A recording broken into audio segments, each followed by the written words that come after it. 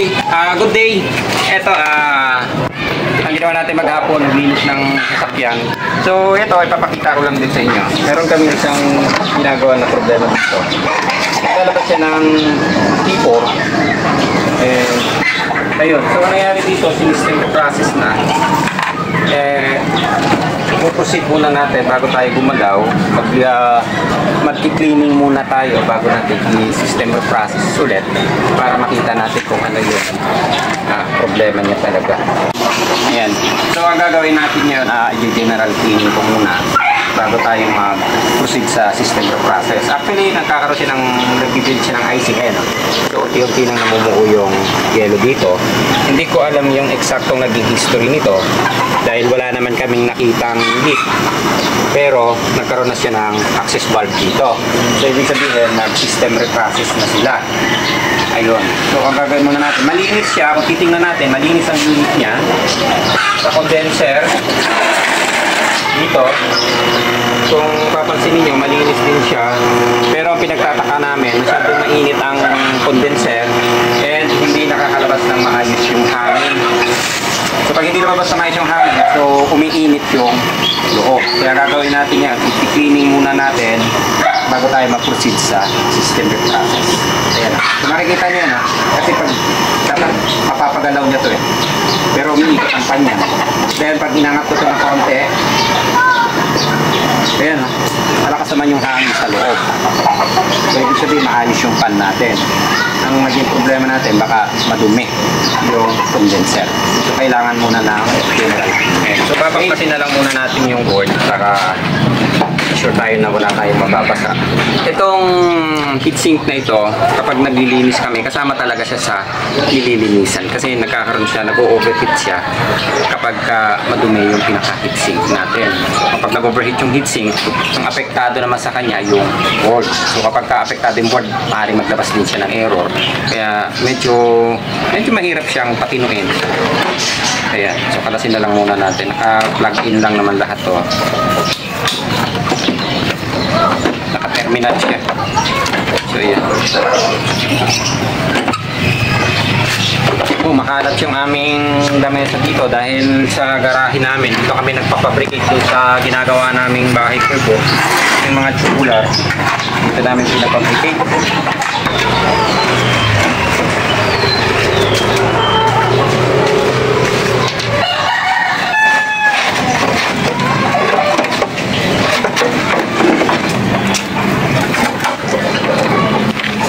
Ayan. So, problema nito, yung condenser niya, parang napaka-sinsin ng butas niya. Hindi ka anong makahinga yung init. Kaya nagkakaroon ng problema yung init. So, i-cleaning na lang muna natin.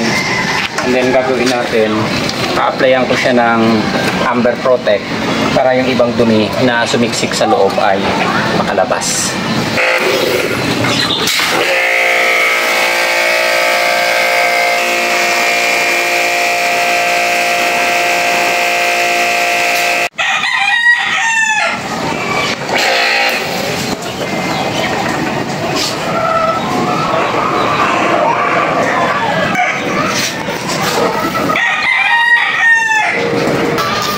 Ito ginawa natin, in-applyan ko ng Amber Protect yung evaporator niya. Natanggal natin yung mga dumi niya. Makahinga ng maayos yung pinaka-condenser natin. Ayan na. So yun yung dumi na galing doon sa condenser natin. Ipapansin nyo, itim. Kahit kung titingnan natin, malinis siya. Pero yung pinakaloob ng condenser o yung nakasingit sa mga pins, hindi siya natanggal. Kaya nangyari, hindi makabuga yung maayos yung unit sa likod. Ito, ayan. So makikita nyo yung itim na tumanggal pa dun sa condenser natin. Kaya maitim yung tubig. Bumaba na yung mga dumi.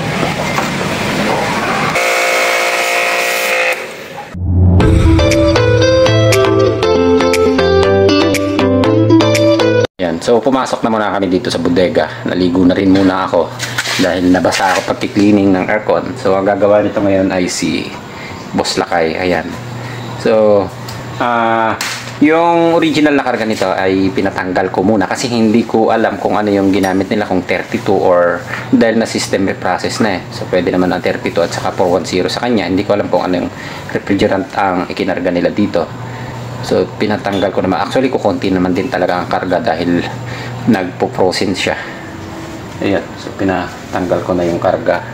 Then magba-vacuum siya ngayon para makita natin yung eksaktong problema nito. So based doon sa error na pinapakita niya is P4, at bago tayo mag system reprocess, ang ginawa natin ay general cleaning muna natin. O ito yung nilinis namin kanina doon sa garahe. Ayan. So vacuum na tayo, lakay. Ayan. So vacuum yan.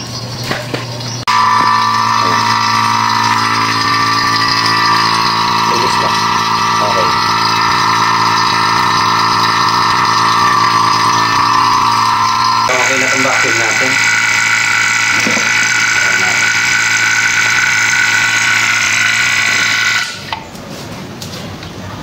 Ayan. Okay. So tapos na tayo mag-vacuum. So ginawa namin talaga dito, binacuum namin muna bago tayo magkarga. So para sigurado tayo kasi hindi namin alam yung eksaktong dating history nito. Ano na siya, may access valve na nakakabit. Then nag-yellow pa rin siya. So hindi ko alam kung ang tawag dito, yung kinarga nila kung anong klaseng refrigerant, kasi may gumagamit na ng 410 ngayon at saka R32. So minsan ang ginagamit nila sa pang-alternative na sa 32 is 410. Kaya ang ginawa natin, tinanggal muna natin yung original na karga niya. Although kukunti na naman talaga din siya dahil nagpo-frozen, hindi na lang natin kinargahan diretso. And ayan, magkakarga na lang tayo ng panibago. Kakarga muna natin ay 1/2 kilo. Then, i-observe natin. Yung common is 1/2. Pagkaganitong kalalaki, 1/2 kilo lang sa R32. Ayan. Bago pala natin magkarga, bago natin ikarga, titimbangin na natin. So, hindi ko na ginagamit yung timbangan namin. Ang ginagamit namin yung maliit na lang. So, may mga stock kami nito dito. Ito lang yung ginagamit ko, yung galing kay Colin. Ayan, so timbangin na lang natin. Then, ima-minus na lang natin kung ilan yung naipasok natin. Ayan. Ilang kilo to? 5.2? Tama ba? Kilo. 5.2. Okay, 5.2 kilo. So, babawasan natin ng kalahating kilo. Ayan, so 5.2. So, magiging 4.7 na matitira na ito. Okay, so kalahating kilo lang ang gamitin natin. Tama ba? 4.7, no? Yeah. Yun naman, reference lang natin din. Pero yung iba, ginagamit nila gauge. Okay lang din naman. Kumbaga, tansya. Pero pagka ganito kasing inverter, dahil variable speed nga yung compressor, talagang usually gumagamit talaga tayo ng timbangan.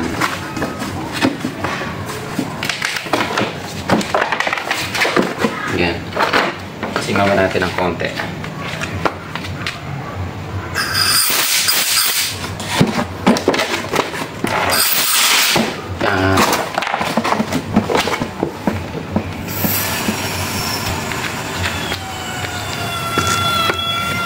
Yan. So, pinasukan na natin ang initial. Then, saan natin siya para yan. Saan natin.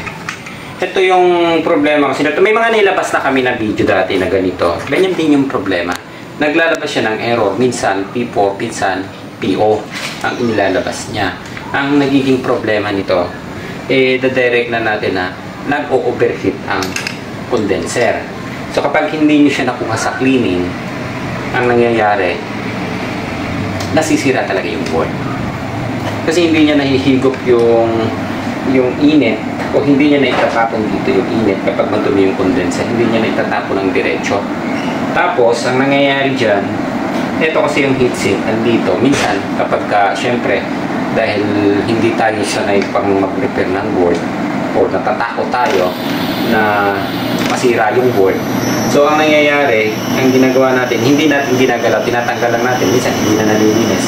Importante, lilinisan nyo itong heatsink na ito. Ito, papokus ko tapos. Yan. Ito. yung heatsink na ito, dapat nalilinisan. Actually, minsan, pinipressure washer namin yan para malinis yung heatsink. Kasi importante yan, kapag ka nag-overheat kasi yung heatsink na yan, nasisira na ang board.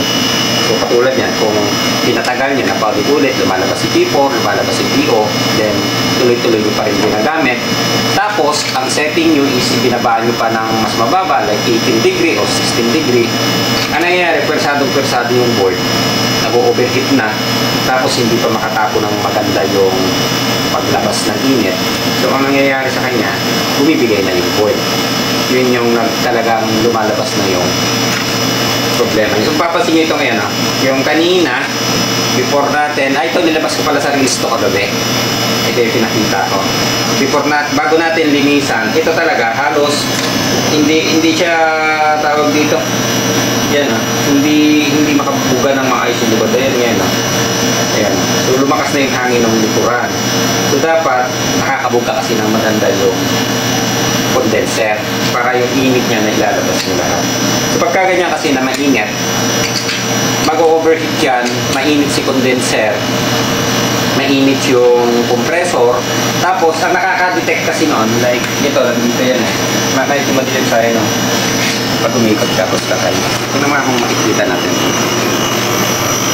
Madidetect yan ng ambient sensor at saka itong sensor na high temperature. Ito, yung nakakabit malapit sa compressor. Kapag ka mainit na yan, madidetect na ng ating sensor. So, may minimum and maximum syempre na init na nadidetect lang yung sensor natin. Ngayon, kung bumabot na siya sa maximum na init, ang mangyayari sa kanya, maglalabas ng error. So, yun nga yung makikita nyo. Minsan, maglalabas siya ng P4 or maglalabas siya ng P4. Ayan, tutuhin na natin muna ng carbon.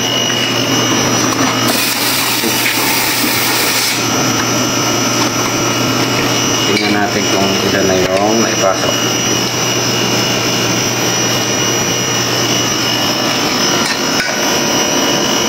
Okay, so halos wala pa pala. Konti pa. So diretso natin. Ayan. So gamitan na lang muna natin ng tensiometer. So kapag ka natanggal yung hose na to, hihinto na tayo. Ito yun Yan. So, tensiometer muna gagamitin natin o yung ating manifold gauge. Dito tayo mag-base. Yan. So, yung karga natin ay umabot ka lang ng okay. So, nasa 80 PSI pa lang to. Yun. Okay na. So, nawala na yung yellow. Nawala na. Dagdagan pa natin. Tapos, mapunta tayo ng 110 PSI. Yan. So, sakto-sakto rin naman Kung i-base nyo siya sa timbang at i-base nyo siya sa gauge, katulad niyan, umabot ng 100 PSI. Yung yellow na dati dito, sa evaporator, talusaw na rin yan. Pero dadagdagan pa natin. Saka natin titimbangin mamaya. Yan. So, 125 PSI. Tara lang natin. Magtatali siya.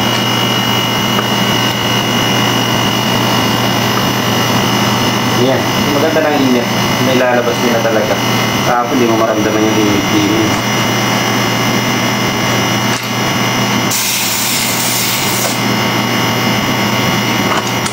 Nag-kilo pa to.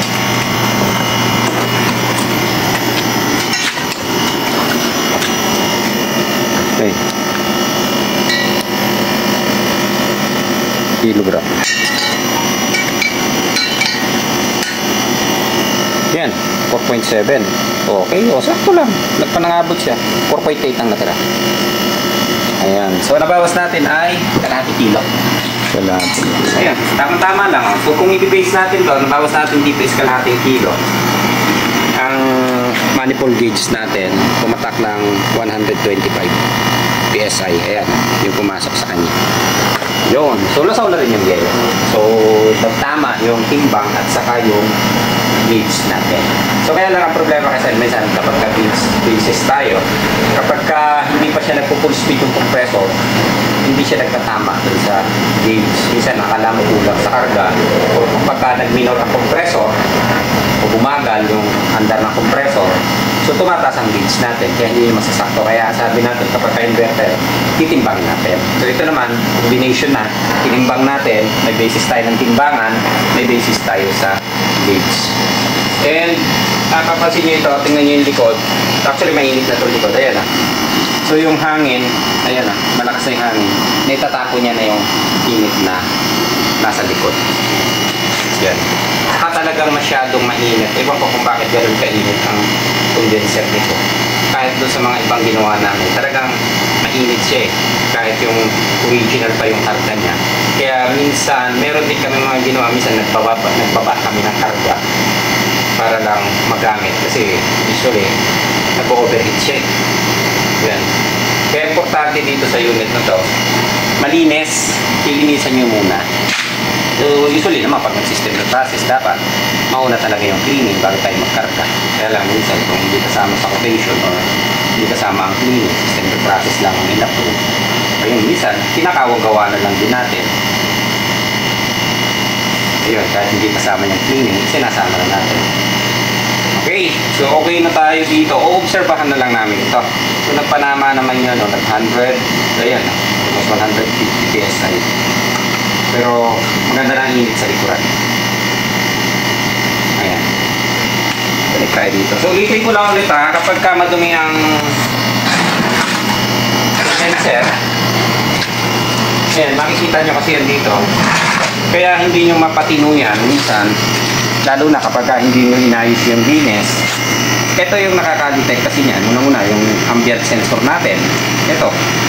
Nadidetect niya yung init. Then ito yung nakakabit na sensor dito sa compressor. Kapag sobrang init, minsan ang ginagawa namin discarte dito, kapag talagang sobrang init dito, hindi na yan minsan nag-accurate eh. Lalo na kapag yung tinatawag natin, nagagawa na lang natin ng remedyo para lang magamit ang unit. Minsan ang ginagawa namin, ito yung position kung dito nakapalocate yung ating sensor malapit sa compressor. So, mas mainit ang part na ito compared doon sa medyo mababa. So, ang ginagawa namin, ibinababa namin ang bahagya dito sa tubo. Ayan. So, pwede naman siya dahil nasubukan na namin. So, yun ay yung sinasabi ko na yun is based na lang din yan sa mga naging experience namin sa mga ginawa namin ganito. So, hindi siya advisable dahil dun talaga siya nakadesign. Pero may mga pagkakataon na kailangan natin gawin. So yun naman tinuro ko is based sa aming experience na okay naman siya. Nagagamit natin. Na-adjust lang namin ito. Sa mas hindi siya gaanong naiinitan. Kasi minsan may mga compressor na talagang nandun na yung sobrang init. Yan. Dito. Yan, pakita mo to. Para mainit ito kami natin. Ayan. So kanina, original niyan dito yung nakakabit. Yan. So, ang ginagawa namin, pinababa namin siya dito sa may portion na ito. Sa condenser pa rin naman siya. Pero, usually, hindi siya ganun kainit dito sa part nito.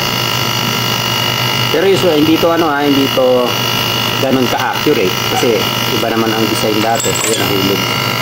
Ayan, i-ayos na lang natin. Medyo mainit eh. Yan, okay. So, binaba ko siya doon sa mas malayo ng konti sa compressor. Lalo ngayon, paparating ang summer.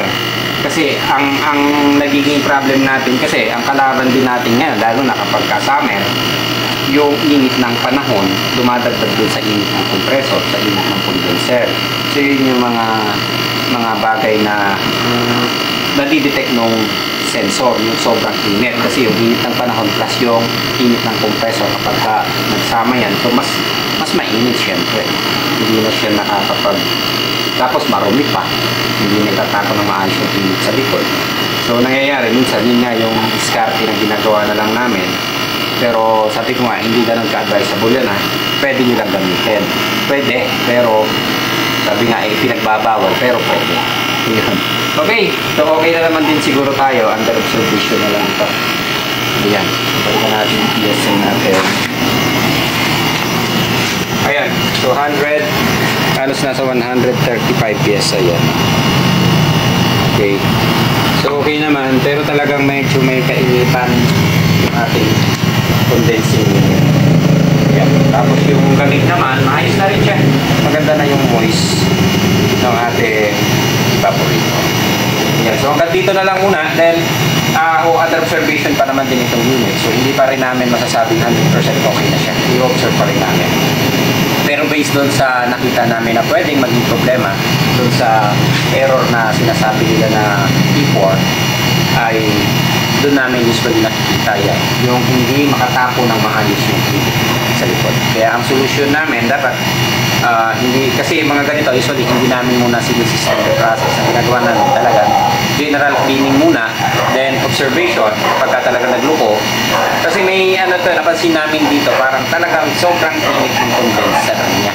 Kaya minsan yung karga niya na sabihin natin na 3-4 kilo nagbababa talaga kami. Binabawasan namin para ma-reduce o mabawasan ulit yung condenser. Pero dun sa lamig, pina-observe namin, hindi naman siya nagkakaroon ng pagbabago. Yung lamig, hindi naman siya talagang totally nababawasan. So, ang karga lang ang medyo binababa namin ng konti. Ayun, pinagbabawal na nga lang na diskarte ang mga gawa natin. So, ayan, okay na rin naman. Okay na. So, for observation na lang. Okay, ayos.